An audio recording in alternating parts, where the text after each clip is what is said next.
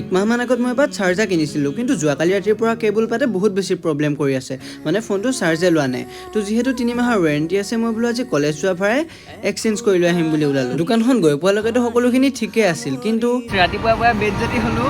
তো ঘৰত মই মোৰ চাৰ্জাৰ পাত দি চাৰ্জ কৰিছোঁ, ফোনটো চাৰ্জ নলয়। কিন্তু দোকানত আহি যেতিয়া ৰিটাৰ্ণ কৰিব আহিছোঁ, লগতে চাৰ্জ লৈছে গাইছ। ইয়াত বেজতি হৈছোঁ মই আজি। কি ক'বা বন্ধু? বঢ়িয়া, বেজতিটো ভাল লাগিলে, মজা লাগিলে। এনেকৈ ৰাতিপুৱা বেজতি হৈ মেলি দুইটা কলেজলৈ বুলি গ'লোঁ। আৰু এইপিনে দেখিছানে, লগৰ এটাই খাই আছে আৰু 3টাই জুম বান্ধি চাই আছে।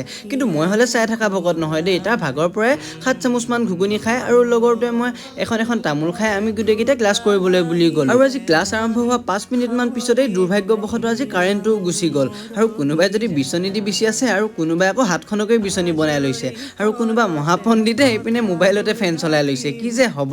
আৰু এনেকৈ আজি কলেজ শেষ কৰি ঘৰ আহি পাওঁ মানে মায়ে এইপিনে পুৰা মাংস বনোৱাত লাগি আছে। বাৰু আজিলৈ বাই, লগ পাম আকৌ নেক্সট ভিডিঅ'ত।